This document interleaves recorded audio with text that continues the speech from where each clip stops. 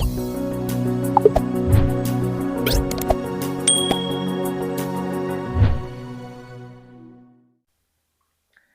teman-teman semua, dimanapun Anda berada, izinkan saya menyapa teman-teman semua, tetap dalam keadaan yang selamat, tetap ke dalam sukacita, dan tentunya selalu memiliki pikiran yang positif, semangat dalam melakukan segala aktivitas.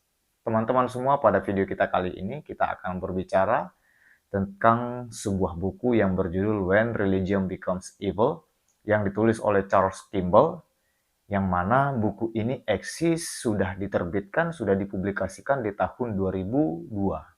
Akan tetapi di tahun sekarang ini 2023, saya akan kembali menggaungkannya kepada kita semua karena buku ini dahulu pernah saya baca karena tuntutan tugas dari dosen ketika saya bersekolah di Sekolah Tinggi Teologi Pematang Siantar. Nah, teman-teman semua, dari buku ini yang setebal 280 halaman, ini sangat memiliki makna yang dalam. Tentunya ada alasan seorang penulis atau alasan dari Charles Kimball untuk menuliskan buku ini. Apa itu yang menjadi alasan dia? Itulah yang nantinya akan kita bahas. Akan tetapi kita kenalan dulu. Siapa itu Charles Kimball? Charles Kimball ini adalah seorang pendeta dari gereja baptis. Ya, tetapi munculnya realitas yang diperlihatkan dia, yang dialami dia, yang dibaca dia melalui informasi terkait dengan pola hidup beragama ini, membuat dia menuliskan buku ini. Nah, oleh karena itu pemikiran kita sejauh ini sampai saat ini, ketika Charles Kimball menyatakan dalam tulisannya When Religion Becomes Evil, tentu kita harus memiliki terlebih dahulu pemikiran kita terhadap agama itu apa. Apakah agama itu hanya kita tampilkan dalam sisi baik atau sisi buruk? Nah, pada saat ini yang diperlihatkan, yang diperhatikan, yang dikaji oleh Charles Kimball ini adalah agama dari sisi buruknya. Ibarat mata uang, sebuah mata uang ternyata ada dua sisi. Yang sisi yang buruk inilah, ternyata agama juga memiliki sisi buruk. Nah, untuk itu teman-teman, kalau teman-teman memiliki atau mendengar pembicaraan ini imannya tergoyah, kantongi dulu imannya, sakuin dulu imannya, kita akan bongkar. Kita akan bersifat atau berpikiran eksploratif. Kita akan jelajahi sedikit dahulu dari buku ini pada pertemuan kita kali ini. Nah, teman-teman semua, genre buku ini adalah sains. Nah, jadi bukan berarti di sini ada matematika, fisika yang lainnya. Tapi gaya penulisan, gaya pemaparan dari Charles Kimball ini yaitu tidak hanya memaparkan, menuliskan apa yang dia alami. Tapi dia mengkaji, melakukan analisa, kajian teoritis terhadap yang terjadi. Terhadap agama tentunya. Tentu dia sebagai guru besar atau profesor dalam ilmu perbandingan agama, inilah yang menjadi yang akan diseringkan dia dan akan saya bagikan kepada teman-teman semua, sahabat pendengar semua. Nah, ada 5 tanda atau 5 faktor teman-teman yang diungkapkan Charles Kimball, yang dimana melalui 5 faktor ini menjadi penyebab agama itu menjadi sebuah bencana. Apa itu kelima faktor itu? Yang pertama, klaim kebenaran absolut atau absolute truth claim. Nah, teman-teman semua, penyebab hal ini muncul tidak lain adalah karena penafsiran dari suatu teks yang bersifat dangkal dan adanya penafsiran terhadap suatu teks yang tidak memperhatikan konteks by konteksnya. Dan ada juga penyalahgunaan atau corrupted dengan teks ini mau dibawa ini. Dengan kata lain, dengan teks ini diolah untuk kepentingan pribadi, bukan untuk kepentingan umum. Nah, tentu ketika kita bicara klaim kebenaran absolut, kita harus sadar bahwa agama itu tanpa ada klaim kebenaran, maka tidak ada pengikutnya. Dia akan sepi. Nah, oleh karena itu, ini harus kita jelajahi dulu dan ini harus kita perhatikan dulu. Apa artinya? Apa maksudnya si Charles Kimball menyatakan hal ini? Ternyata Charles Kimball ingin menyatakan bahwa ketika klaim itu bersifat absolut dalam arti menafikan sama sekali kemungkinan salah pada diri sendiri dan kemungkinan benar pada diri orang lain. Nah, ketika itu terjadi, di situ sebenarnya sudah terjadi bencana. Kenapa? Karena itulah yang menjadi pintu masuk terjadi kekerasan dalam agama itu. terjadi kekerasan dalam agama itu. Nah, oleh karena itu, teman-teman semua, sahabat pendengar semua, Charles Kimball menyatakan bahwa klaim kebenaran yang bersifat absolut ini muncul dari hasil penafsiran terhadap kitab suci yang lebih tepat disebut penyalahgunaan. Nah, jadi ternyata penyalahgunaan tadi yang saya katakan di depan tadi, inilah yang menjadi penyebab munculnya klaim kebenaran absolut. Nah, kalau kita perhatikan contoh ada. Apa contohnya? Yaitu gerakan fundamentalis Kristen yang dipimpin oleh Michael Griffin tahun 1993 sampai 1994. Yang mana dia melihat tindakan aborsi di kota Pensacola di Florida itu berlawanan dengan ajaran kitab suci, ajaran kekristenan. Oleh karena itu, dia melakukan penghukuman terhadap yang melakukan aborsi. Sehingga orang-orang yang melakukan aborsi itu dibumi hanguskan, dibunuh dari muka bumi. Nah, itulah dia tadi. Dengan adanya klaim kebenaran yang absolut yang dilakukan oleh kaum atau pelaku fundamentalis Kristen tadi, inilah yang menjadi pemicunya. Itulah tadi yang untuk poin yang pertama itu. Nah, dari hal yang ini, ingin kita perhatikan bahwa Charles Kimball itu ingin menyatakan bahwa keyakinan manusia tentang kebenaran agamanya sejauh bersifat dinamis dan rasional sebenarnya memungkinkannya untuk memeluk agamanya dan menegaskan kebenaran yang sejati tanpa perlu terjebak dalam sikap statis dan absolutisme. Klaim kebenaran baru bisa dikatakan jika otentik dan konstruktif manakala itu bersifat fleksibel dan dilandasi oleh kesadaran yang membebaskan. Jadi, klaim kebenaran itu harus memiliki mindset yang bersifat membebaskan. Mindsetnya itu harus eksploratif, bukan eksploitatif. Nah, teman-teman semua, sebaliknya, keyakinan agama yang terkunci dalam klaim kebenaran yang absolut dapat mudah membuat orang melihat dirinya sebagai agen Tuhan, sebagai agent. Sehingga apa? Ketika seseorang telah menyatakan dirinya sebagai agen Tuhan, dia akan bertindak semena-mena. Dia akan bertindak sesuka hatinya. Kepentingan pribadi akan ada di dalamnya. Itu poin yang pertama. Faktor yang pertama. Lalu faktor yang kedua, yaitu ketaatan atau kepatuhan yang buta. Blind obedience.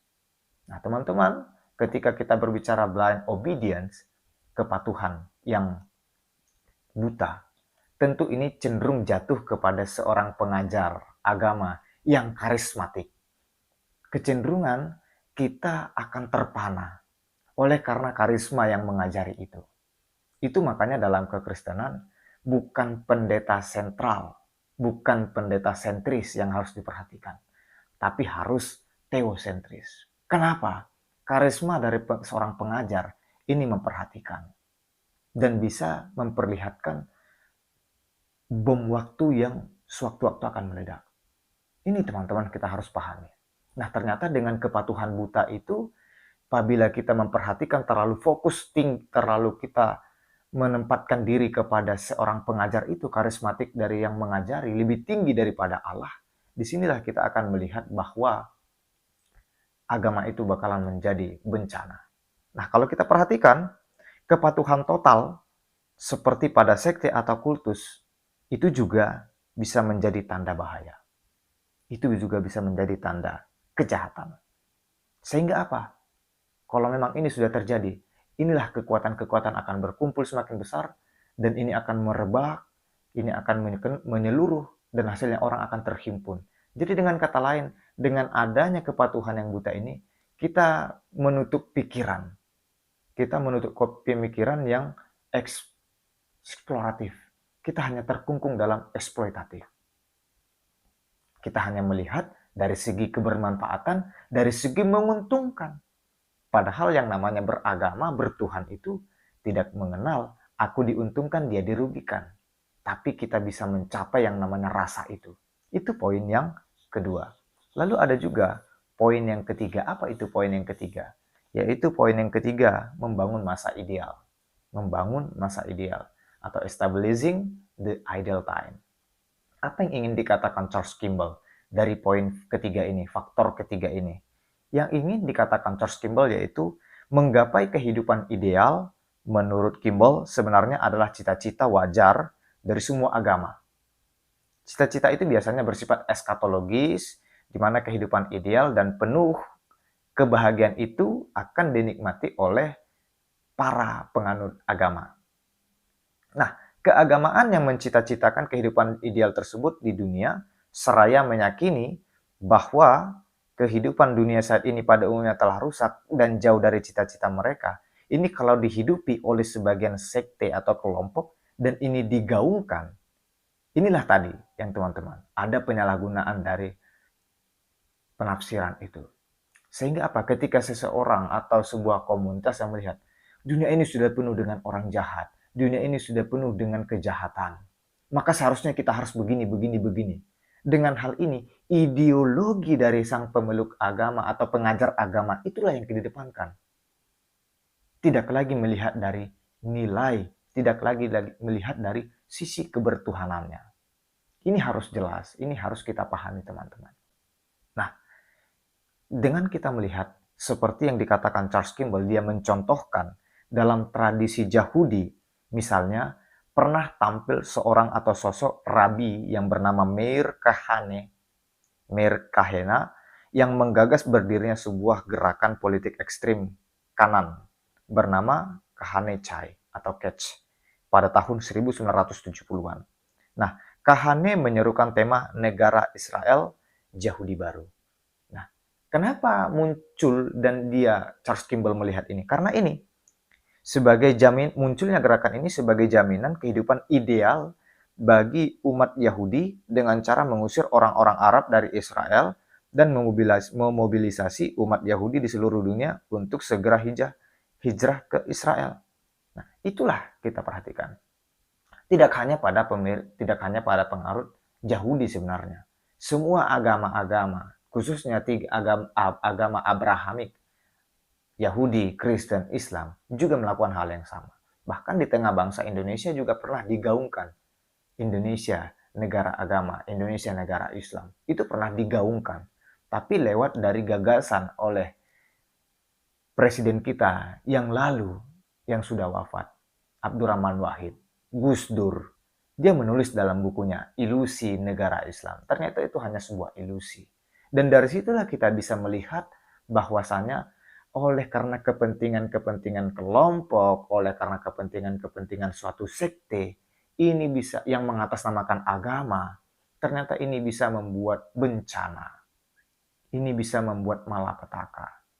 Untuk itu Charles Kimball membuka ini, membongkar ini, memperlihatkan ini ke atas permukaan, ke atas khalayak ramai. Supaya jangan terjebak. Dengan kata lain, dengan hal ini, teman-teman semua, fides quaerens intellectum, iman yang mencari pengertian, ini harus kita gaungkan. Makanya kalau kita perhatikan dalam teks Alkitab itu, segala sesuatu itu harus kita uji, kata Paulus, yaitu memang. Jadi orang yang beriman itu bukan berarti hanya sekedar orang yang kepo-kepoan. Enggak. Orang yang beriman itu adalah orang yang mau belajar, orang yang mau explore, dan dia tidak mudah jatuh ke dalam ini benar itu salah. Sebelum dia jatuh ke dalam penghakiman, atau dia jatuh ke dalam judge, dia akan cari tahu. Dia akan selidiki lebih dalam. Nah, itulah dia yang harus kita perhatikan. Lalu tidak hanya berhenti pada sampai situ. Dan kalau kita perhatikan, juga dalam tradisi Islam, itu kalau menurut Charles Kimball, tradisi Islam juga setali dengan 3 uang, yang mana itu tadi kita perhatikan dalam 3 agama Abrahamik itu, Yahudi, Kristen, sama Islam, memiliki hal yang sama. Nah, berkuasanya rejim Taliban di Afghanistan tahun 1996, ini juga merepresentasikan gerakan politik berbasis keagamaan dengan cita-cita dan pola yang sama. Nah, rejim yang mendukung ini siapa? Osama bin Laden. Nah, itu teman-teman semua. Ternyata untuk kepentingan itu, hak asasi manusia, hak hidup seseorang itu bisa menjadi sirna. Nah, itulah mengapa Charles Kimball menampilkan hal ini, mengkaji hal ini untuk ditampilkan ke permukaan. Nah, pertanyaannya bagaimana di tahun 2023? Tentu kita yang di Indonesia yang telah sampai kepada tahap demikian. Apakah kita sudah melihat hal ini, merasakan hal ini? Ini pertanyaan yang bisa juga kita diskusikan untuk kita suarakan di kemudian hari atau di waktu yang akan datang. Nah, lalu poin yang keempat atau faktor yang keempat yang diungkapkan Charles Kimball dalam bukunya, yaitu menghalalkan segala cara untuk mencapai tujuan. The end justifies any means. Ya, menghalalkan segala cara untuk mencapai tujuan. Tujuan apa yang ingin diperhatikan dalam hal ini? Nah, menurut Kimball, wujud nyata yang menandai tanda bahaya keempat ini adalah ketika agama mempertahankan tempat suci. Mempertahankan tempat suci. Tentunya setiap agama memiliki tempat suci tersebut. Nah, oleh karena setiap agama memiliki tempat suci, maka tidak heran juga setiap agama memiliki doktrin bahwa mempertahankan tempat suci adalah bagian dari pengabdian kepada Tuhan. Nah, oleh karena itu, semua penganut agama berkewajiban untuk mempertahankan tempat sucinya ketika diganggu oleh penganut agama lain. Masalah yang serius kemudian muncul manakala doktrin tersebut dipahami oleh penganut agama sebagai pijakan pembenar untuk melakukan tindakan kekerasan, khususnya kepada penganut agama lain. Nah, pada kesempatan ini tentu telah terjadi tindakan kejahatan, yang mana penghilangan nyawa pun tentunya tidak dapat dihindari. Nah, ini kita perhatikan sampai periode sekarang, sampai era sekarang ini, antara Israel dengan Palestina tidak pernah selesai. Tentu di dalamnya ada kepentingan, tentu ada di dalamnya, kalau kita perhatikan, ada dalam tanda kutip untuk mempertahankan sesuatu hal. Nah, pada hal ini, pada saat ini kita perhatikan, kalau menurut Charles Kimball ini, ketika kita untuk mempertahankan tempat suci, ya, maka segala sesuatunya ini akan dilakukan, akan ditempuh. Kita perhatikan, inilah poin kelima yang menjadi faktor terbesar, yaitu menyerukan perang suci. Atau dalam bahasa lainnya, declaring holy war. Ya, tentu ini sudah kita ketahui, yaitu ada perang salib di beberapa tahun yang lalu. Itu juga penyebabnya ini. Ada sisi agama yang di dalam tanda kutipkan, yang ditempelkan di dalam perang itu. Nah, teman-teman semua, kalau kita berpikir dari kelima faktor yang diungkapkan oleh Charles Kimball ini, tentu ini yang menjadi suatu pertanyaan bagi kita. Khususnya kita yang berada di Indonesia ini. Kita sebenarnya harus bersyukur, kita harus sebenarnya memiliki rasa terima kasih. Kenapa teman-teman? Soekarno telah menggaungkan dan menggemakan kepada kita. Kalau kita beragama Kristen, jadilah Kristen Indonesia. Ketika kita beragama Islam, jadilah Islam Indonesia. Bukan Kristen Yahudi, bukan Islam Arab. Hindu juga demikian, jadilah Hindu Indonesia, bukan Hindu India, Buddha, dan lain sebagainya. Dengan demikian, ternyata kalau kita kembali, ada apa dengan Indonesia? Ternyata di Indonesia itu mengedepankan konteks berketuhanan. Ketuhanan yang Maha Esa. Dengan hal ini, sejatinya, yang ingin diperlihatkan melalui dari tulisan dari Charles Kimball ini, ternyata mengaku beragama harus mengaku bertuhan. Walaupun sejatinya mengaku beragama belum tentu bertuhan. Itulah kalau berdasarkan 5 faktor tadi. Tapi kalau kita sudah mengaku bertuhan, kita sudah pasti beragama. Nah, supaya kita bisa sampai kepada tahap bertuhan, tentu kita harus mengenal terlebih dahulu Tuhan ini yang mana. Tuhan ini apa? Tentu pendefinisian Tuhan tidak seperti mencari dalam kamus bahasa Indonesia. Tuhan itu ini, tidak. Pencarian akan Tuhan, pengenalan akan Tuhan, atau filsafat ketuhanan, salah satunya yang diungkapkan dalam filsafat ketuhanan yang digagas oleh Franz Magnus Suseno. Ya, kalau dikatakan Tuhan itu sebagai suatu zat, kita jangan berhenti pada pernyataan hal itu, kita harus jauh. Berketuhanan, bertuhan, kita harus merasakan Tuhan itu sendiri. Tidak oleh karena yang lain. Tidak oleh karena perkataan atau diskriminasi yang lain. Tapi kita sendiri yang mengaku bertuhan harus merasakannya. Lewat apa? Yang pertama, mengosongkan diri. Mengosongkan diri itu apa, teman-teman semua, sahabat pendengar semua? Mengosongkan diri itu adalah hal yang memang susah. tapi tidak mungkin. Ya, mungkin. Mengosongkan diri itu hal yang susah, tapi itu tidak mungkin. Bukan sesuatu hal yang tidak mungkin maksud saya. Sesuatu hal itu mungkin. Bahkan kalau dalam teologi Kristen ya, tidak ada yang mustahil bagi Allah. Kalau kita mau, kita bisa bergerak. Nah, untuk kita yang mengaku bertuhan, kita diajak untuk mendewasakan. Jadi fides quaeras intellectum, iman yang mencari pengertian. Seorang yang mengaku percaya, mengaku beriman, mengaku bertuhan, mengaku beragama, dia harus selalu mencari. Dan ketika mencari ini, pikirannya itu eksploratif. Dia terbuka, tidak terkunci. Dia tidak fanatik. Nah, untuk itu teman-teman semua, sangat dahsyat sebenarnya kekuatan dari buku yang disajikan oleh Charles Kimball ini. Sangat besar manfaat yang kita rasakan. Dengan hal ini, ketika kita mengaku beragama, ternyata mengajak kita untuk semakin peka, mengajak kita untuk semakin lebih sadar. Jadi tingkat awareness-nya itu harus benar-benar mengacu dan membumi kepada yang lain. Karena kalau kita perhatikan, ketika Allah itu menciptakan itu nggak hanya manusia, tapi menciptakan tumbuh-tumbuhan, menciptakan hewan. Dan itulah yang selama ini kita perhatikan. Dalam keterkungkungan kita dengan pemikiran atau mindset yang eksploitatif, ketika manusia melakukan yang kelima faktor tadi, menyebabkan adanya bencana, menyebabkan adanya kejahatan, tumbuh-tumbuhan, hewan, dan lain sebagainya menjadi korban. Dan apabila mereka protes sebenarnya, kalau kita ya sedikit berpikir logika, apa protes dari tumbuhan? Apa protes dari hewan kepada kita manusia? Ini kalau kita berpikir secara logika teman-teman. Tapi untuk itulah kita diajak untuk semakin mawas diri, kita diajak untuk berefleksi, bahkan saya mengajak teman-teman untuk merasakan nikmatnya bertuhan itu. Jadi ketika kita bertuhan, ada nilai kehidupan yang ditampilkan. Bukan mematikan, bukan meniadakan, tapi merangkul dan menyatukan, unity, kesatuan. Nah, itu makanya teman-teman semua, sahabat pendengar semua, ini kita harus gaungkan. Bahwa walaupun Charles Kimball menyatakan bahwa agama itu bisa membawa bencana, tapi ini bukan menutup, bukan mengakhiri bahwa agama itu buruk. Masih ada waktu, masih ada kesempatan untuk kita menampilkan sisi yang baiknya.